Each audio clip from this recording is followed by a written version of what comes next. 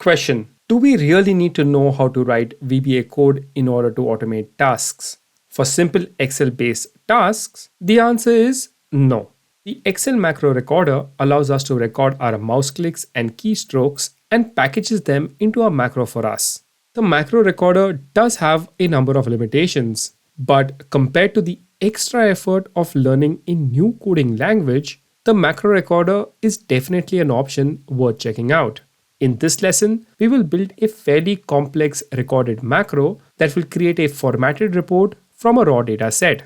This exercise will give you a good idea of what is possible without writing a single line of code. First, let's create a macro that applies some formatting to the cell range that we have selected. In a later section in this video, we will look at a more complex example. First, click on any cell on your worksheet, type in some text. I will add my name. Press Ctrl Enter to exit the edit mode of the cell while still keeping our cursor on the current cell. So cell B2 is our selected cell, or more appropriately, the active cell. Let's head up to the View tab, click on the Macros button. In the drop-down menu, click on Record Macro. We get the Record Macro dialog box. Let's click Cancel. Another way to bring up the dialog box is to come down to the status bar and click on the Record Macro icon. Click Cancel. And yet another way would be to use the shortcut Alt-T-M-R. Let's examine the various elements of this window. First, we have the macro name. This is a mandatory field. Excel has assigned a default name macro1 already to our macro, but we can give a more descriptive name. Naming convention dictates that a macro name needs to be alphanumeric with few symbols like underscore allowed. It has to start with an alphabet, contain no spaces, and have a max 255 characters. Since we intend to add some formatting to the selected cell, let's add the name Format Selected Cell. Next, we can assign a shortcut key that will run or call our macro. This is an optional field.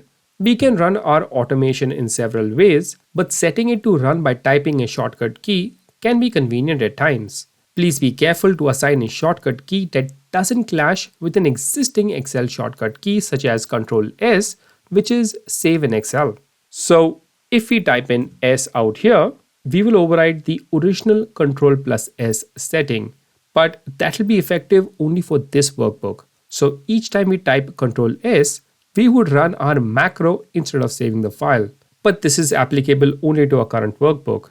If we open a new Excel file, the Ctrl S shortcut will still mean save the file. The point here is that we don't want to override the original Excel shortcuts. The best way to avoid a clash would be to include the Shift key. So let's cancel this. So if we press Shift followed by S, we are instructing Excel to trigger a macro only when we type the keys Ctrl plus Shift plus S. And just a side note here, I may use the words run or call or trigger or execute or play interchangeably when referring to running a macro. They all mean the same thing. Tell VBA to execute a set of instructions that are given within a particular macro. Next, we need to select where we want to store our macro. This is a mandatory field.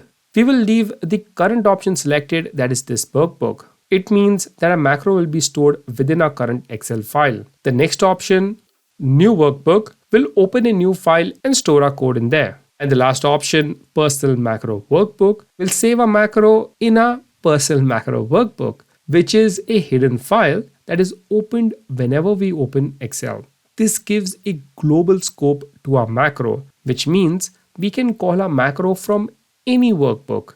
It's useful when building generic macros that we may want to use again and again. But we'll just stick to our current workbook for now. And lastly, we have the optional field for description. We can add some explanation about what we're trying to accomplish with this macro. It can be a useful reference field for yourselves and others as well. We'll add in some text.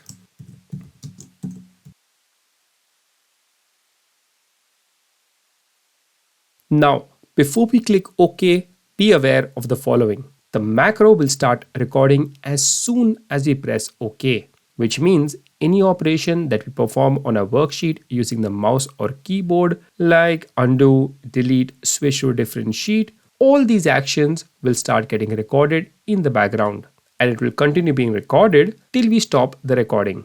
So before pressing OK, or rather even before we bring up this record macro dialog box, we need to make sure that we have performed any prerequisite step. The prerequisite step in our case is to make sure that the cell that we had typed into is the selected cell by clicking on it, which we've already done. So we can go ahead and press OK. Now our macro is recording. One way to double check that we are actually recording is to confirm that the record macro option in the drop-down menu has been changed to stop recording. Another way would be to check the status bar. The record macro icon is now a square, which is supposed to indicate that the macro is recording. So let's perform our steps. Come to the Home tab, change the background color of the cell, change the font color, hold the text. Let's change the font. And that's it. Let's stop recording. Come to View, Macros, and Stop Recording. In the background, Excel has created a set of instructions for each step that we performed and has saved the whole thing as a macro under the name that we provided earlier. We can see this code in our current view, but first let's run our macro. Remember, this macro is designed to format the cell that we have selected. So first, let's delete the column with our text so that we completely clear any previous formatting. Let's type some text into a different cell. Control Enter to stay in the same cell. Let's come back to the View tab, click on the Macros button, and click on View Macros. In the macro dialog box, we can see the macro that we had recorded earlier in the second window. It's the one highlighted. If we had recorded multiple macros, we could see multiple names here. In that case, make sure that the macro name that we are after is selected. Select the macro name, and we'll make sure that the This Workbook option is selected. Step into and Edit would take us into the coding area. Delete would permanently delete off the macro. And Options would allow us to change the shortcut key and description. But we want to run a macro, so let's hit Run. And the formatting has been applied. Let's try running this macro with the shortcut key, delete the column, add some text, Control Enter, and let's hit the shortcut key, which is Control Shift S. And the formatting has been applied. Now, let's have a look at the actual code that is being generated behind the scenes. This code is stored in the Visual Basic Editor or VB Editor. We can access this VB Editor by going to the View tab, Macros button, click on View Macros. Select a macro and click on Edit. This will launch the VB Editor, which is where all our code is stored. Let's close it. We can also access the VB Editor by using the shortcut key Alt F11, which will be a preferred way for launching the VB Editor. If this is your first time using the VB Editor, this view might be overwhelming. First of all, your current view might be different than mine. For example, the position of these windows or the toolbars may not match. That's fine. We will explore each facet of this view in a later chapter. For now, just know this. All our recorded macro is stored in this area called a module. The name of our module is Module 1, and this area is the Project Explorer. If you don't see it, you can click on View and Project Explorer. And if you can't see this code, right-click on the module and click on View Code. Our code has been recorded within a sub-procedure called Format Selected Cell. This is nothing but our macro. Let's go through the code on a high level. We have some text here in green that starts with an apostrophe. These are called comments. Any line or text that begins with an apostrophe is ignored by VBA. We don't really need them. Let's delete them off. VBA executes code one line at a time. There are 4 sections out here. In fact, I'm just going to add a blank line between each section so that it is clearly visible. Let's look at the first section. The background or interior color of our cell has been changed, or rather been assigned a new color combination given by the theme color and the tint shade. One drawback of recording a macro is that it generates a lot of redundant code. As a result, reading the code for the first time can get a bit overwhelming. For example, out of all this code, these are the only two lines that we need. The rest are just default values that have been recorded as well. In fact, we can just delete these off. Next, we change the font color. Out here, this tint shade part is also redundant. We could delete it off if we wanted to. Next, we make the font bold. And lastly, we change the font itself to Arial rounded empty bold. We could delete all this code as well. In fact, let's do that. But I'm going to keep the size setting for now because I plan on changing it later. Okay, let's go back to our Excel sheet, Alt F11. Let's run a macro again, add some text, Control Enter, and Control Shift S to run the macro. And the same formatting gets applied. This just confirms that we haven't broken anything by removing all our redundant code. Now let's make a small change to our macro. Let's say we want to edit the size of the font in the cell as well. Can we edit our previous macro to include this new change? Yes, we can. Let's press Alt F11 to go back to the VB editor. The current size of the font is 11. Let's make it 20. And go back to the Excel sheet, Alt F11. Let's add some text, Control Enter, Control Shift S to run the macro, and the size has been increased. Similarly, we can make other changes to the formatting of the cell. For example, add a border. We would need to research the code for it, but the point is that we can modify our recorded macros. Let's see one more thing. Let's first delete all these columns. Let's add some text to a block of cells. We built our recorded macro from the perspective of applying changes to the selected cell. However, VBA treats a cell as a range, where a single cell is a range with one cell in it. There can also be a multi-cell range like a normal set of data. We'll explore this concept formally later on, but for now, I want to show you something cool. Let's select multiple cells and hit Ctrl Shift S to run our macro, and the formatting gets applied all across. Pretty neat. Okay, let's move on. Is it possible to perform more complex operations using the macro recorder? Yes, it is possible. For that, we will need to understand absolute and relative referencing. Let's see that next. In this section, we'll discuss the differences between absolute and relative references. Understanding these concepts will make your recorded macro smarter. And the difference lies in how we navigate from one cell to another. Suppose you want to move from cell A1 to cell B1. Our cursor is already on cell A1. Now let's select cell B1 by physically clicking on it. We can hit the right arrow key to move one cell to the right and reach cell B1. In the context of absolute referencing, no matter which of the two ways we use to get cell B1, when we do reach cell B1, what will get recorded in the background is select cell B1. But in the context of relative referencing, the position of cell B1 is evaluated in relation to the position of the currently active cell, which is A1. So in relative referencing, we are not really selecting cell B1.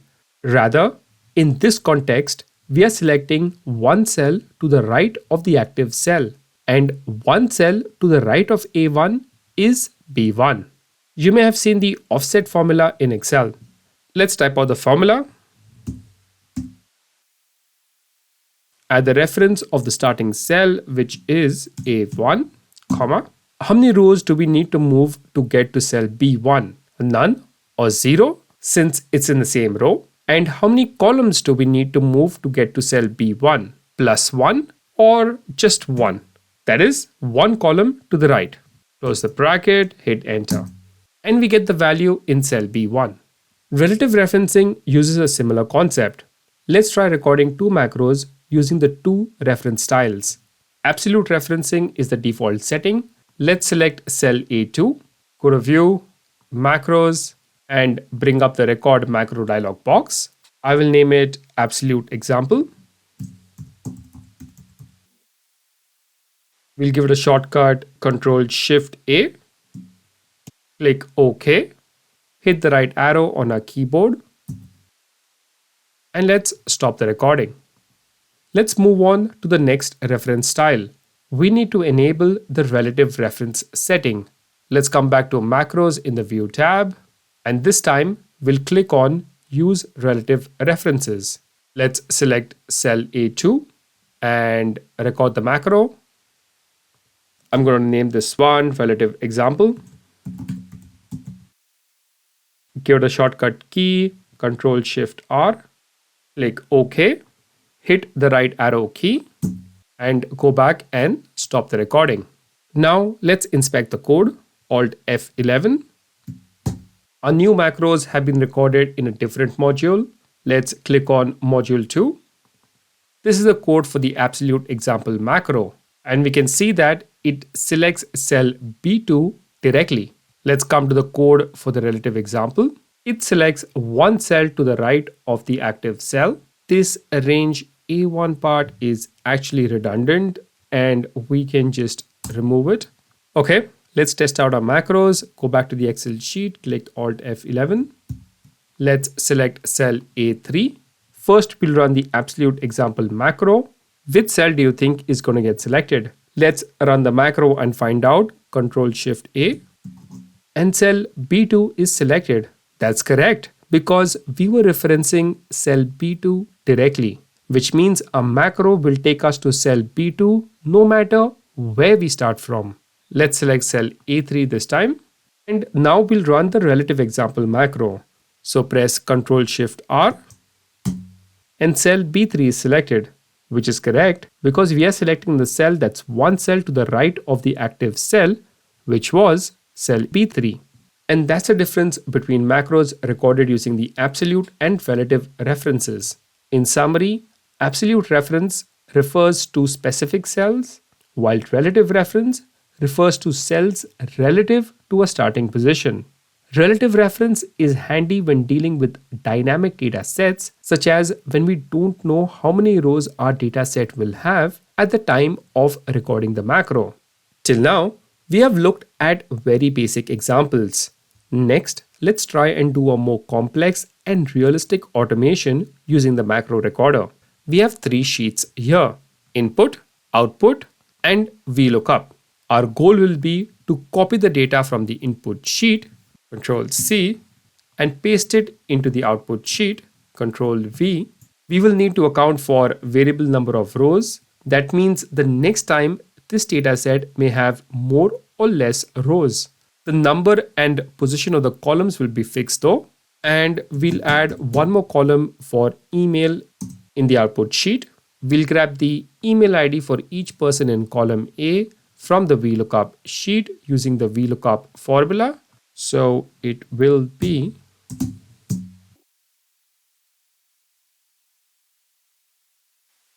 just the standard VLOOKUP formula. Let's add some formatting to the headers.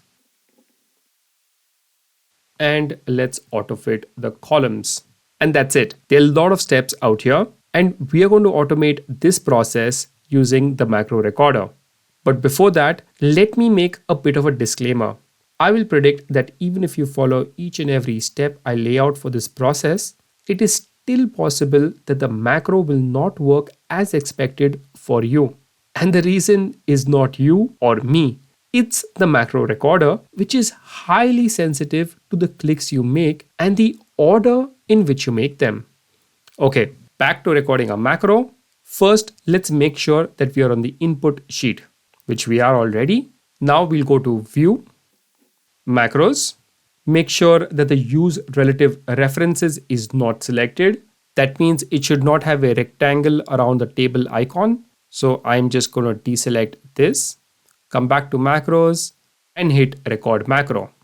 We'll give our macro a name. I'm going to call it build report. And click OK.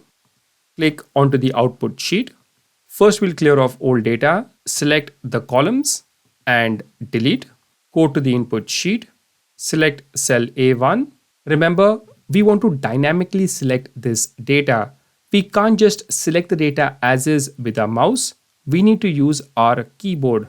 Use the Control Shift right arrow to select all the columns on the right with data in the same row to the right, and then Control Shift down to select all the rows with data with the same columns that we have just selected. Control C to copy the data. Click onto the Output Sheet tab. Select cell A1. Control V to paste the data. Select cell C1. Type in our header name, which is email. We can press tab to get out of the cell. Now let's select cell C2 and we'll type in the VLOOKUP formula into our cell, equals to VLOOKUP, lookup value. Let's go to the VLOOKUP tab and select our data range. F4 to lock the range, comma, we want the value from the second column and we want an exact match. Now press Ctrl Enter to stay in the same cell. Now, here is the issue. We want to drag our formulas to the last row of this data set. But if we do that by simply dragging the formulas down, the macro recorder will record the absolute cell references. We don't want that. So to get around this, we need to use relative references. So let's go to macros in the View tab and turn on relative references. Remember, the macro is still recording. From this point on, the macro will start using cell references relative to the active cell. Move one cell to the left using the left arrow. Move to the last row using Control and the down arrow. Move one cell to the right using the right arrow. We have reached the bottom of the data set and we are in the new column that we have created. Control Shift up to select cells from the current cell to the cell with our formula. Control D to perform autofill, which is fill all the cells with the same formula that is in the first cell of our selection. I'll just bring up our code. This is the point from where we started our relative references. We can see that no cell has been directly referenced, and that is what we want. Let's go back to macros and turn off relative referencing. Select the top row. Let's add in some formatting and autofit the columns. Select cell A2 and that's it. Now we can stop the recording. Views, macro, stop the recording. Let's test out a macro. We can go to the input sheet. I'm going to add one more row of data here. Let's run a macro. This new row of data should be captured as well. Let's go to View and Macros, View Macros, select our latest macro, which is Build Report, hit Run, and we see that the new line of data has been copied over and the lookup formula has been applied to the new line as well. Great. Let's inspect the code. I will highly recommend always checking the code that has been generated after recording a macro. As a beginner, you can create a baseline scenario by recording essential steps and then go to the code and make some tweaks to make the macro more, dare I say, reliable. So macros, View Macro, click on Build Report and edit. Here's our code. Now, the macro recorder may not do the best of jobs, but it does do a job. The code is inefficient, but it is good enough to go through and try and understand how VBA is interpreting the tasks that we are performing on the Excel sheets. If you had to build the same code from scratch, it would be more efficient and would have a lot less lines. Okay, the macro recorder looks good so far. The alternative is to build a macro from scratch by writing each line of code individually. This requires a bit of training and practice. So the question is, why do we need to make the effort to learn how to code VBA when we can just record our macros without bothering about the code? What if I tell you that the macro recorder has its limitations? So a more appropriate question would perhaps be whether the incremental effort of learning to code VBA is worth it. We are going to explore this question in this section. Let's talk about the limitations of using macro recorder, and each limitation is also a positive use case for coding manually in VBA. Firstly, the macro recorder generates a lot of redundant code. Remember when we wanted to change the background color in a cell? This is the sample code that was generated. The actual code to change the color was just 4 lines. The rest are just default settings that are being recorded as well. We don't need these in our code, and these extra lines of code just add clutter to our overall code. Next, the macro recorder is always selecting everything. When we physically use Excel, we need to click on a cell before, say, typing into it. The macro recorder mimics this behavior too. For example, this was our code for adding the column header into cell C1. As we can see, first the macro recorder selected the cell C1 and then it added the value email into the active cell. Using select all the time is inefficient and slows down our code. VBA allows us to directly set the text value of a cell, or for that matter, change any attribute of a cell, data range, or worksheet without having to select it first. So, for example, we could just delete off this entire part of the code and assign the value email to range C1 within a single line. This is another aspect of the macro recorder which adds clutter to our overall code.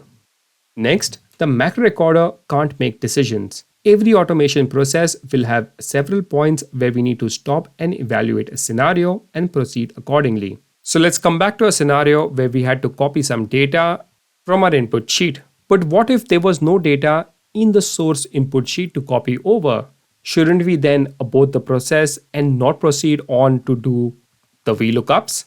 The macro recorder can't evaluate such a scenario. Needless to say, we can build VBA code ourselves to tackle such scenarios. The macro recorder can't do loops. To loop means to repeat certain steps such as looping over data rows or even worksheets or even characters within a text string. The macro recorder cannot perform such loops, but we can build out the logic ourselves. And lastly, the macro recorder can't handle errors. VBA macros will always encounter errors the moment some dependent artifact is changed. For example, suppose someone deleted off our lookup columns. Each of our lookup attempt will throw an error. As a VBA programmer, we shouldn't try and avoid errors. Rather, we should be prepared within our code to handle any error as they occur. Normally, we would abort a process the moment we encounter an error. On the other hand, even if an error occurs, the macro recorder will just carry on and execute the rest of the code. This may lead to unwanted consequences such as deleting whole data sets, writing over data, etc. Now there are other limitations when it comes to using the macro recorder, but it's not necessary to go through them. The summary here is that building VBA code from scratch, line by line, is far superior to using a macro recorder to automate a process. Manual coding allows us to build stable, scalable projects and offers a high degree of customization and interactivity to the end user. That's it for this video. In the next 3-part lesson, we will learn how to write code within the coding environment for VBA, that is the VB editor.